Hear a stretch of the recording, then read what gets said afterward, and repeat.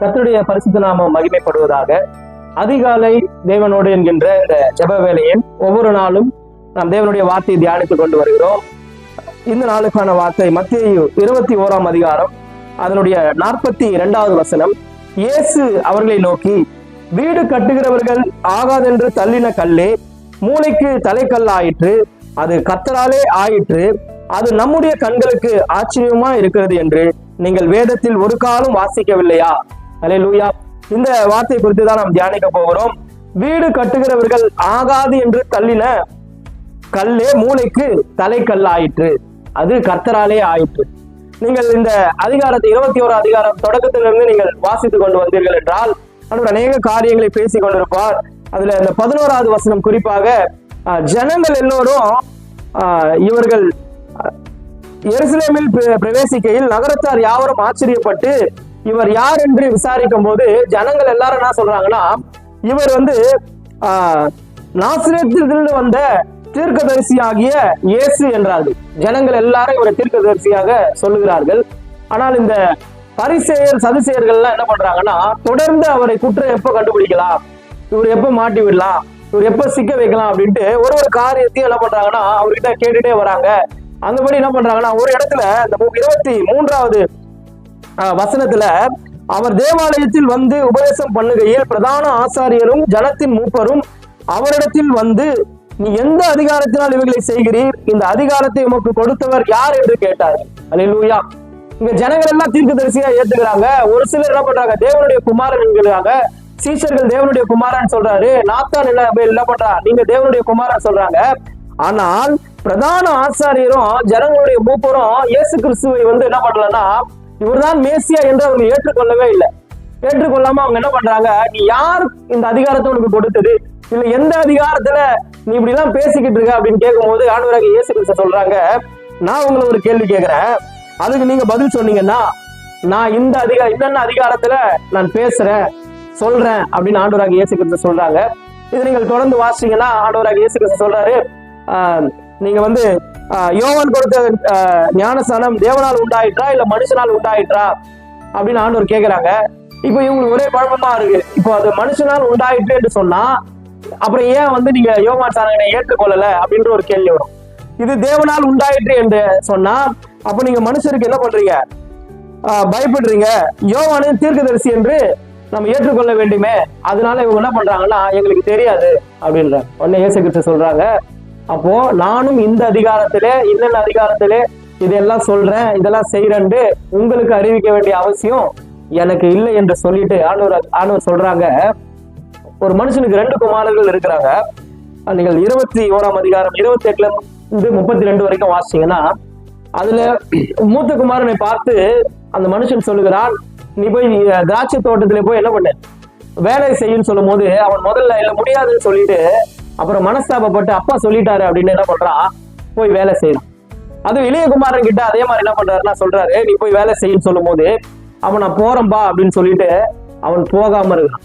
இதுல அந்த பிரதான ஆசாரி அந்த மூப்பர்கிட்டே அந்த கேள்வியை ஆண்டவராகிய இயேசு கிறிஸ்து கேட்கிறாங்க. இதுல யார் அந்த தகப்பனுடைய சொல்படி செய்தது அப்படின்னு கேட்கும் போது அவங்க சொல்றாங்க, அந்த மூத்த குமாரன் தான். ஏன்னா அவன் போக மாட்டேன்னு சொல்லிட்டு என்ன பண்றான், அவன் போய் அந்த மனஸ்தாபப்பட்டு அந்த வேலையை அவன் செய்கிறான். அப்போ ஆண்டவர் சொல்றாங்க, இயேசு அவர்களை நோக்கி, ஆயக்காரரும் வேசிகளும் உங்களுக்கு முன்னே தேவனுடைய ராஜ்யத்தில் பிரவேசிக்கிறார்கள் என்று மெய்யாகவே உங்களுக்கு சொல்லுகிறேன். ஏனென்றால் யோவான் ஸ்நானகன் சுவிசேஷத்தை அறிவிக்கும் போது, ஆண்டவருடைய வருகை குறித்து அறிவிக்கும் போது, இயேசு கிறிஸ்துவை குறித்து அறிவிக்கும் போது பிரதான ஆசாரியர்களா இருக்கிறவங்க மூப்பரா இருக்கிறவர்கள்லாம் என்ன பண்றாங்கன்னா அவருடைய வார்த்தையை அசட்டை பண்றாங்க. ஆனால் இந்த ஆயக்காரரும் இந்த வேசிகள் என்ன பண்றாங்கன்னா அவருடைய வார்த்தையை ஏற்றுக்கொள்ளுகிறார். அதனாலதான் ஆண்டவர் சொல்றாங்க, நீங்க யோவான் ஸ்நானகனை என்ன பண்றீங்க தள்ளினீங்க, ஆனா அவனை கர்த்தர் என்ன பண்றாருன்னா தலைக்கு மூளை கல்லாய் வைத்திருக்கிறார். 2வது ஒரு ஊமையை சொல்றாரு. அதுல பாத்தீங்கன்னா ஒரு திராட்சை தோட்டக்காரன் என்ன பண்றான்னா, அந்த சொந்தக்காரன் என்ன பண்றான், ஒரு தோட்டக்காரனுக்கு ஒரு குத்தகைக்கு விடுறான் ஒரு தோட்டத்தை. அப்படியே இந்த காரியம் உங்களுக்கு தெரியும். முதல்ல அதனுடைய அந்த பலனை அந்த கனியை கேட்க ஒரு ஆள் அனுப்பும் போது அவனை அடிச்சு கொண்டுடுறாங்க. அதுக்கப்புறம் அநேகர் அனுப்புறான், அவங்களையும் அடிச்சு கொண்டுடுறாங்க. கடைசியில குமாரனை அனுப்புனா, என் பையனை அனுப்புனாவது என்ன பண்ணலாம், இவங்க கொடுப்பாங்களேன்னு சொல்லி பையனை அனுப்புனா இவரை கொண்டு அந்த சுதந்திரத்தை நம்ம பெற்றுக்கொள்ளலான்ட்டு கடைசியில குமாரனையும் என்ன பண்றாங்க, கொன்னுடுறாங்க.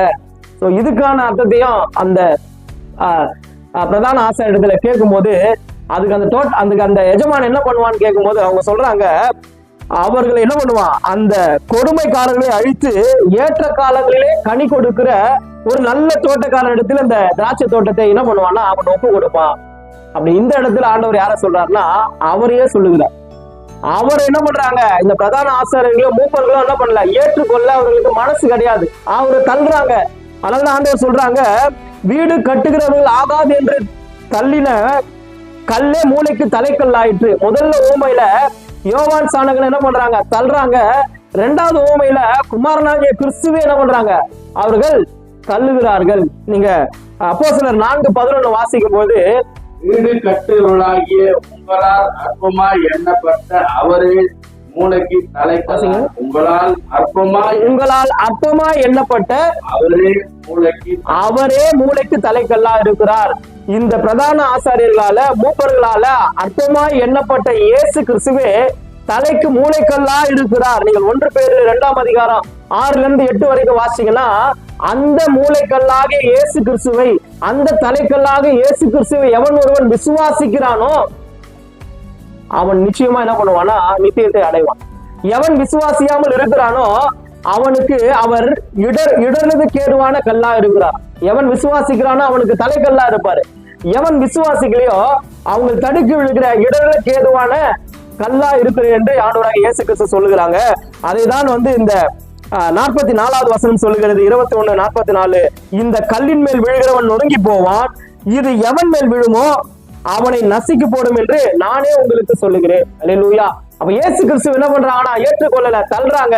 ஆனால் தள்ளப்பட்ட இயேசு கிறிஸ்துவே தலைக்கு மூளைக்கல்லா இருக்கிறார். அந்த தள்ளப்பட்ட அந்த இயேசு கிறிஸ்துவை எவன் ஒருவன் விசுவாசிக்கிறானோ அவனுக்கு அவர் தலைக்கல்லா இருப்பார். எவன் விசுவாசியாமல் இருக்கிறானோ அவனுக்கு அவர் இடருக்கு ஏதுவான கல்லா இருப்பார் என்று வேதம் சொல்லுகிறது. அப்போ இயேசு கிறிஸ்து நமக்கு தலைக்கல்லா இருக்கிறார், அவர் மூளைக்கல்லா இருக்கிறார். அவரை நாம் விசுவாசிக்கும் போது அவர் நமக்கு கண்மலையா இருக்கிறவரா இருக்கிறார். விசுவாசியாமல் போனால் நமக்கு அவர் இடருக்கு ஏதுவான கல்லா இருக்கிறார் என்று வேதம் சொல்லுகிறது. இந்த நாள்ல கூட அந்த தலைக்கல்லாகிய மூளைக்கல்லாகிய இயேசு கிறிஸ்துவை விசுவாசிப்போம். கர்த்தர் தாமே உங்களை ஆசீர்வதிப்பாராக. ஆமென்.